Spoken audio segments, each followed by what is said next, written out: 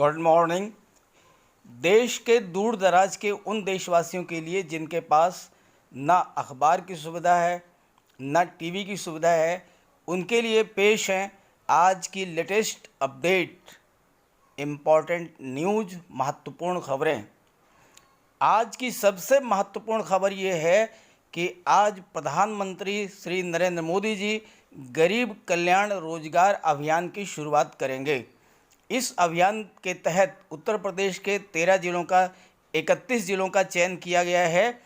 ये अभियान 125 दिनों का होगा और इसे देश के उन 116 जिलों में संचालित किया जाएगा जहां पर प्रवासी कामगारों की संख्या 25,000 से अधिक है। इस अभियान में रोजगार सृजन के तहत 25 तरह के काम कराए जाएंगे जिससे प्रवासी मजदूरों को रोजगार मिलेगा। वहीं उत्तर प्रदेश के मुख्यमंत्री योगी आदित्यनाथ जी ने प्रदेश के अस्पतालों में स्वास्थ्य सेवाओं को और बेहतर बनाने पर जोर दिया है और उन्होंने कहा है कि सभी अस्पतालों में टेस्टिंग लैब्स बनाई जाए। वहीं रेहड़ी पटरी वालों को जो सड़क के किनारे ठेलों में, रेहड़ी में छोटा मोटा रोजगार करते हैं, उनको जुलाई से स्वनिधि योजना का लाभ मिलना शुरू हो जाएगा। इसके लिए 50 लाख रेहड़ी पट्टी वालों को 10,000 तक का लोन मिलेगा और कर्ज जल्दी चुकता कर देने पर ऋण की सीमा और भी बढ़ाई जा सकती है। तो इससे 50 लाख रेहड़ी पटरी वालों को लाभ मिलेगा। देश की राजधानी दिल्ली में कोरोना से संक्रमित लोगों के इलाज की दरों में काफ़ी कटौती की गई है और निजी अस्पतालों में कोरोना के इलाज के लिए नई दरें लागू कर दी गई हैं और अब इस तरह से प्राइवेट अस्पताल मनमानी दरों पर इलाज का खर्च नहीं वसूल पाएंगे।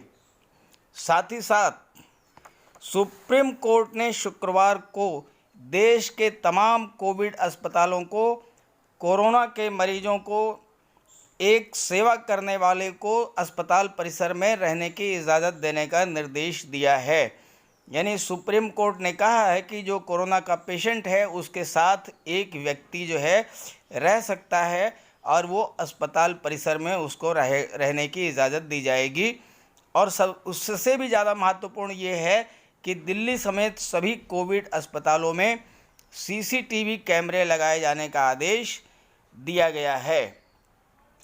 इसके बाद आइए बात कर लेते हैं केंद्र सरकार की महत्वाकांक्षी योजना one nation one ration card की। तो ये योजना 1 जून से 17 राज्यों में लागू हो चुकी है। One nation one ration card 1 जून से 17 राज्यों में लागू हो चुकी है और जल्द ही बचे हुए 14 राज्यों में भी ये योजना लागू हो जाएगी।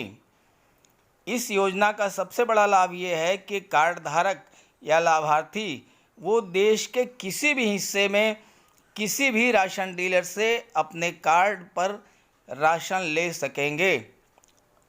किसी भी हिस्से में देश के और किसी भी राशन डीलर से अपने कार्ड पर राशन ले सकेंगे। ये है केंद्र सरकार की महत्वाकांक्षी योजना one nation one ration card. एक बहुत ही महत्वपूर्ण खबर अमेरिका से आई है। हुआ यह था कि पिछले साल जो है भारत का तरजीही व्यापार का दर्जा, मोस्ट फेवर्ड नेशन का दर्जा जो है वो ख़त्म कर दिया गया था, लेकिन अब 1 साल के बाद फिर से इसे बहाल किए जाने पर अमेरिका के द्वारा विचार किया जा रहा है। इससे लाभ ये होगा कि भारत से निर्यात किए जाने वाले जो प्रोडक्ट्स हैं उनको शुल्क से छूट मिल जाएगी और एक्सपोर्टर्स को बहुत बड़ी राहत मिलेगी। आपको बता दें कि 1 साल पहले भारत के जो एक्सपोर्टर थे उनको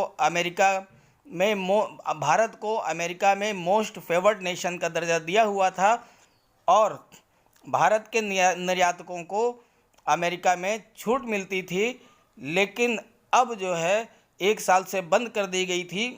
अब फिर से अमेरिका इस बात पर विचार कर रहा है ये छूट जो है बढ़ाई जाने के लिए, ये छूट फिर से दिए जाने के लिए। अब आइए बात कर लेते हैं किसानों की। केंद्र सरकार ने किसान सम्मान निधि का लाभ लेने वाले सभी किसानों को सस्ता लोन देने की योजना बनाई है।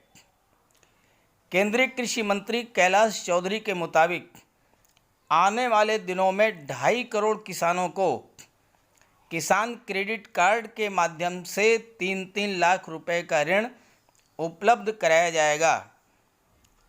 पहली बार में 1,60,000 रुपये का लोन उनको केसीसी के माध्यम से दिया जाएगा और अगर वो समय से अपना लोन अदा कर देते हैं तो उसको बढ़ा करके 3 लाख रुपए तक का ऋण किया जाएगा। और सबसे महत्वपूर्ण बात यह है कि किसान क्रेडिट कार्ड पर ब्याज की दर मात्र 4% है। अब आइए बात कर लेते हैं लद्दाख की। तो भारत के लिए बहुत अच्छी खबर है कि भारत ने पूर्वी लद्दाख में रणनीतिक रूप से महत्वपूर्ण पुल का निर्माण गलवान नदी के ऊपर कर लिया है। इस पुल के निर्माण को लेकर भी विवाद था, लेकिन अब भारतीय सेना ने इस पुल का निर्माण कर लिया है। ये पुल 60 मीटर लंबा है और इस पुल के द्वारा उस इलाके में भारतीय सैनिकों को तेज़ी से आवाजाही की सुविधा मिलेगी, जहां पर सोमवार शाम को हुई गलवान हिंसक झड़प से वो ज़्यादा दूर नहीं है वो स्थान। उस स्थान तक जो है भारतीय सैनिक बहुत ही तेज़ी के साथ इस पुल के द्वारा पहुंच सकेंगे। तो ये बहुत ही राहत भरी खबर है और बहुत ही अच्छी खबर है कि भारतीय सेना ने गलवान नदी के ऊपर पुल का निर्माण कर लिया है। चेन्नई की बात करें, तमिलनाडु की बात करें तो चेन्नई में संक्रमण के तेज़ी से बढ़ने के बाद फिर से लॉकडाउन लगा दिया गया है। चेन्नई के 4 जिलों में फिर से लॉकडाउन लगा दिया गया है। लेकिन उसी के साथ साथ राहत भरी खबर ये भी है कि देश में 2,04,710 लोग इस बीमारी से स्वस्थ भी हो चुके हैं, जबकि 1,63,248 लोग एक्टिव केसेज हैं। तो इस तरह से रिकवरी रेट की बात करें तो रिकवरी रेट बढ़कर के 53.79% हो चुकी है। और वहीं दिल्ली में कोरोना मरीजों के लिए जो होम क्वारंटाइन की सुविधा है वो सुविधा जो है ख़त्म हो सकती है। अब आइए बात कर लेते हैं भारतीय रेलवे की। तो भारतीय रेलवे जो है 512 पैसेंजर ट्रेनों को एक्सप्रेस ट्रेनों में बदलने की तैयारी कर रहा है। भारतीय रेलवे 512 पैसेंजर ट्रेनों को एक्सप्रेस ट्रेनों में बदलेगा, जिससे इन ट्रेनों की स्पीड बढ़ेगी और यात्रियों को इससे बहुत ज़्यादा सुविधा होगी।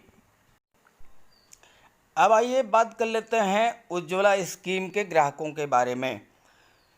तो जिन लोगों ने उज्ज्वला स्कीम के तहत गैस सिलेंडर लिया है उनको बहुत बड़ी राहत मिल सकती है।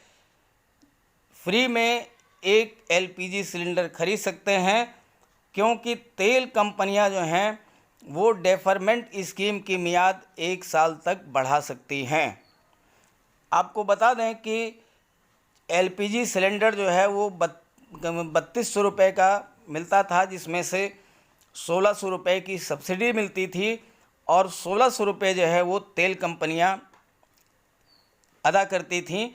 इस 1600 रुपये को जो ग्राहकों को सब्सिडी मिलती थी गैस पर, उस सब्सिडी के सापेक्ष जो है एडजस्ट किया जाता रहा है।